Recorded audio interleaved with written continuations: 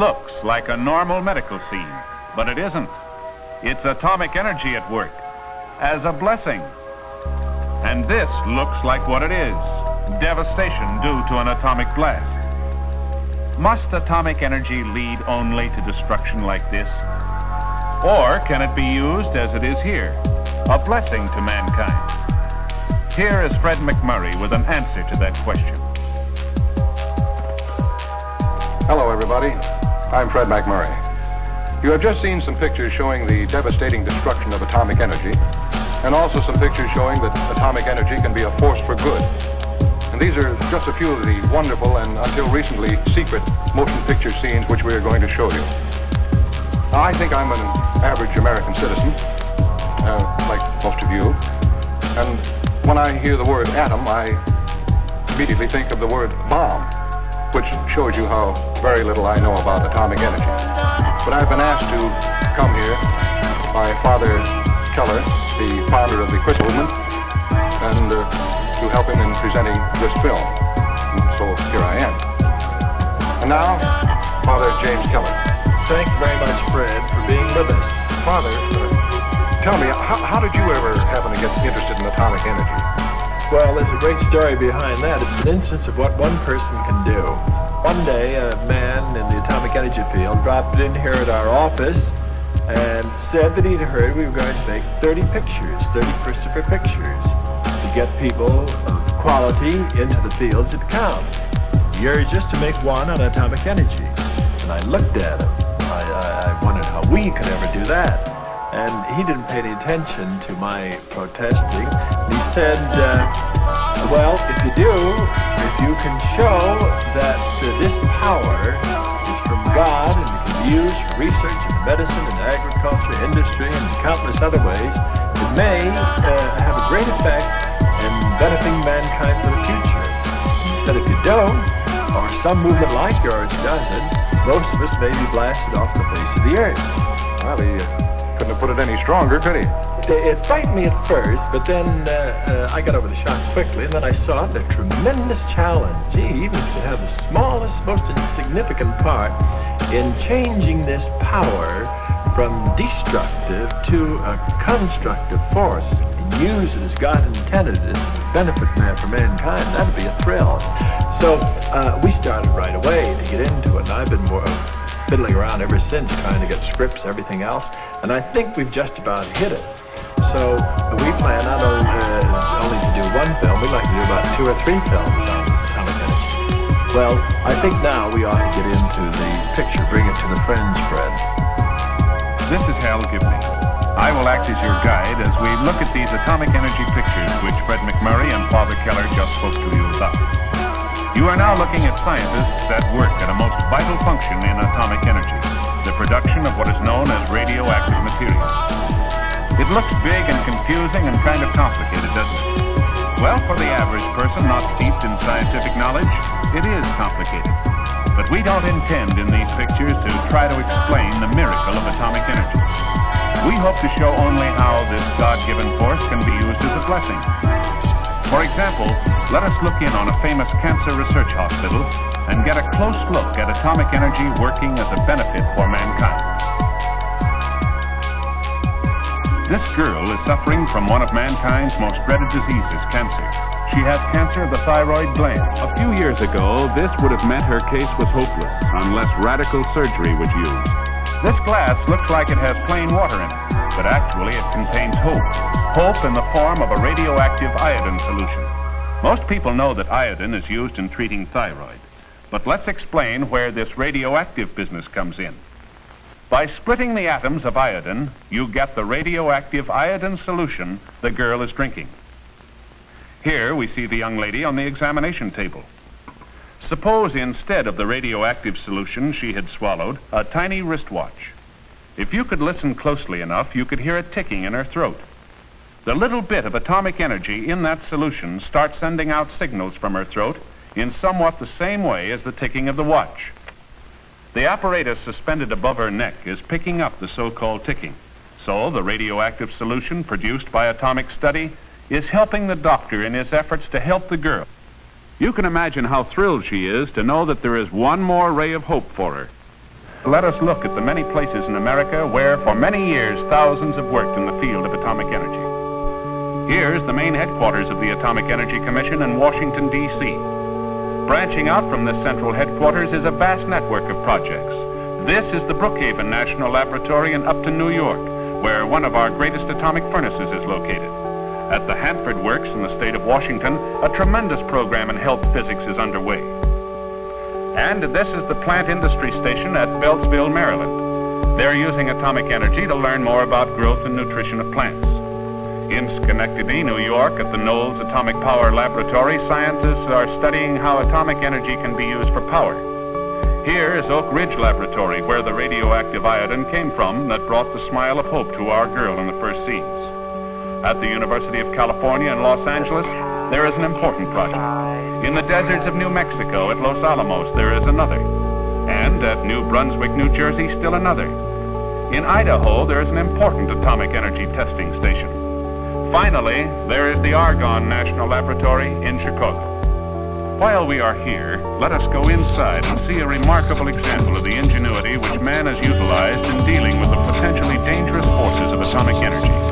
Here is a testing room where various metals and materials are subjected to intense radiation. This room is shielded by concrete walls 3 feet thick. Just think of it. A force you can't see or feel, and yet it is so powerful it has to be shielded by 3-foot walls. In order to handle the materials in this dangerous place, the Argonne workers have invented a fantastically wonderful pair of artificial hands operated by remote control. These robot hands are designed to imitate the 7 human motions employed in grasping, lifting, moving, and turning objects. Here is a man who has practically 4 hands. Isn't that something? You'll note that he has his fingers inserted into metal finger tubes. Every motion that he makes with his fingers and hands is exactly duplicated through remote control by the mechanical hands inside the testing room. He's watching his other pair of hands through a window built of laminated layers of glass to a thickness of 3 feet. You are now looking through this 3-foot thick window at the mechanical hands. And here is what he is pulling out. In each of these containers is a small portion of some element that has just been made radioactive. These are the tracers used in various experiments both in science and in industry. All over the United States, in laboratories, in greenhouses, in the open fields, thousands of workers are learning more about how plants grow, how they use the materials in the soil. From what they find out in experiments such as you see here, they'll be able to put fertilizers to better use and so get better crops. Certainly here is a blessing to mankind. In this field of corn, they are studying the effect of radiation. They are learning more and more about corn. Here is a scientist who, for all intents and purposes, is a farmer. He is taking the pollen from one ear of corn and pouring it into another ear of the same plant. This is a plant that has received radiations of atomic energy. This experiment will help to show the effect of radiation on future generations of corn. All these experiments are constructive uses of this dangerous force. Of course, all the efforts in agriculture are not confined to working with plants alone. For example, here in this laboratory, under the blazing rays of an artificial sun, they are trying to solve the greatest mystery connected with plants. How does the green coloring matter of a plant enable it to use carbon dioxide, water, and sunlight to produce oxygen and plant tissue? How does it use the energy of sunlight as a part of its process of growth and produce the food we eat? Suppose they find out? They may be able to grow bigger and better food plants. They may even be able to create food elements in the laboratory without the plant. More food for a starving world. A blessing indeed. Friends, that's just part of the film that you're going to see on this wonderful subject of atomic energy, the hopeful side of atomic energy. But I think you've noticed, impressed me, and I think it's probably impressed you the same way that people did this. A handful of people have discovered and uncovered for all of us the positive, constructive side of atomic energy. As I was telling Mr. McMurray a little while ago, that in each instance it's emphasis on what one person can do. Didn't that impress you too, Fred? It certainly did, Father. Oh, say, Father, in your book, there was a good example of what one person can do. I mean the story about the school teacher up in Deming, Washington. Dorothy Massey was anyone? That was right. Why don't you tell the audience about that? I'll be delighted. This story that Fred mentions is a splendid example of what one person can do far removed from the atomic energy field. This teacher, Dorothy Massey, she's 58 years old. She teaches science in the Consolidated High School. And she's not simply taking care of herself or a little area. She wants to make the world better for being in it. Besides tackling atomic energy, she does many other things. She works from morning till night. During this summer, she's doing all sorts of things. Over the weekend, she's teaching at the Baptist Sunday School. And she just can't do enough to help others. Well, in her class in science, she tried to get over to the teenagers that they too could play a part in making atomic energy God-given help to mankind. She emphasized what they could do, what can be done through research in medicine, agriculture, industry, and all these various fields. And she thought that maybe some of them would pick up this idea and go into this important sphere of influence. Well, what happened? Several of her graduates have gone into the field of atomic energy, and one of them won a prize, a national prize for science for all America, a teenager.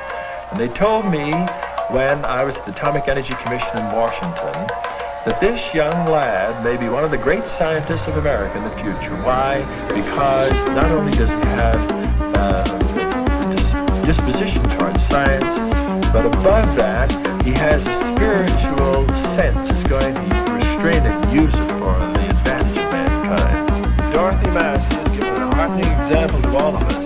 It's one more instance of what one person can do. Wouldn't it be a great thing, Father, if there were just one Dorothy Massey in each town and city and country? Why, the whole future peacetime development of atomic energy would be assured. That's right. And I think it'll be pointed out to you folks in the rest of the films that you're about to see. Now, let us look at some more of the atomic energy films. Here, we are at the famous Oak Ridge Atomic Energy Project. What are the technicians doing here? Well, it's a long, complicated, and highly technical story. I do want to point out, however, that one of these technicians could well be that student described by Father Keller in his story about the wonderful school teacher from the state of Washington. As for what is going on in this scene, well, they're cooking up more of those atomic substances which are called radioactive materials. The radioactive substance you see being made right now may be the same substance which is being utilized in this next medical scene. It doesn't seem very interesting, but believe it or not, you are seeing a bunch of atoms drawing their own picture. Every tick of a radioactive atom causes the pin in the instrument to jiggle as it passes over the chart. This is an important function. Let's see it in action. This gentleman may have cancer of the thyroid gland. He's drinking the same kind of iodine solution that the young lady drank. And just as it did in her case, the iodine goes to the thyroid gland and concentrates in the cancer tissue. But this time they put this instrument to work. This is atomic energy as God intended it to be used. The instrument is rigged up so that as the machine moves back and forth above his thyroid gland, the pen moves across the chart. The signals sent out by the radioactive iodine are run through another instrument and made strong enough to wiggle the pen. And there you are, a picture of the patient's thyroid gland showing exactly where the iodine is concentrated. The change in pattern tells the doctor whether or not the patient has cancer and where it is. Then treatment can start. Some of the treatment may not be by atomic energy, but atomic energy is a means of diagnosis, of finding out the truth, and perhaps at the same time, stopping the spread of cancer. Now, let us look at another field where atomic energy is at work as a blessing: farm animals. You are watching an atomic energy experiment in nutrition. For example, the hen you see here is being fed a special breakfast. I would say about $11 of radioactive carbon and phosphorus. What's it all about? Well, the radioactive atoms in the carbon and phosphorus can be easily traced. And in that way, we see how a hen makes use of them in building an egg. From the findings of the scientists, better egg production in the future can be assured. Here we see atomic scientists who might even be called cowboys. They have just given the husky steer in the picture an injection of radioactive iodine. This is research to give us better and healthier beef animals. Here's another experiment with farm animals, with sheep. The sheep are eating cubes of food containing radioactive elements of various kinds. It doesn't harm the sheep, but it gives us a means of finding out how to build better lamb chops and mutton for the future.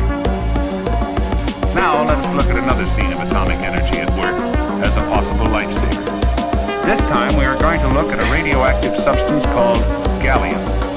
Even though the gallium substance you see being handled is going to be put into a patient's body, the laboratory worker must be extremely careful in his handling of it.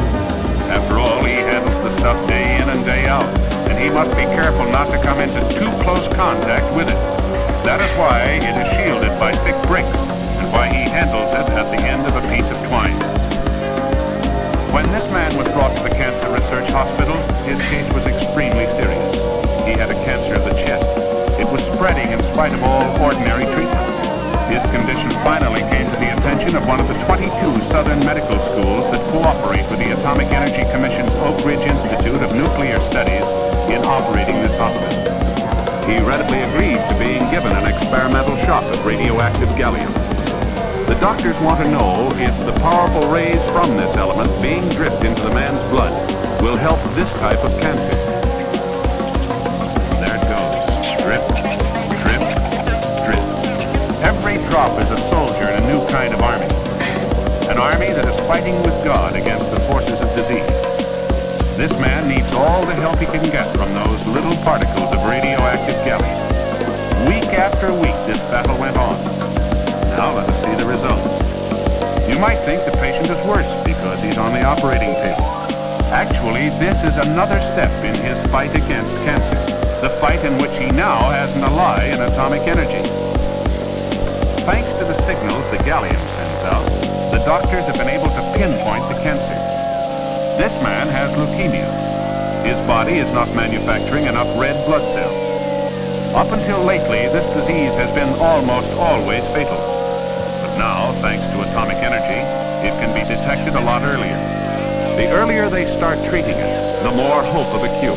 Experiments such as these may eventually give more hope for a reprieve from a death sentence, thanks to atomic energy. In these films, we have concentrated to a large extent on atomic energy as a blessing in the field of medicine. But let us emphasize again that atomic energy is already serving mankind in many ways.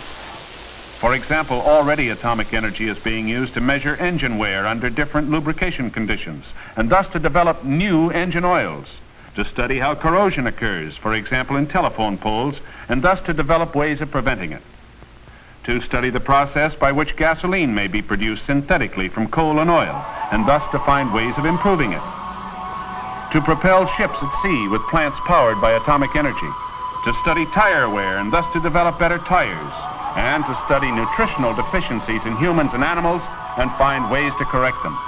Yes, this is atomic energy at work, not as a force for evil, but as a force for good, at work as God intended it to be. And in this field, so many, many more people of goodwill and high character are needed to supplement the present great army of workers. Men and women of all professions and trades are needed.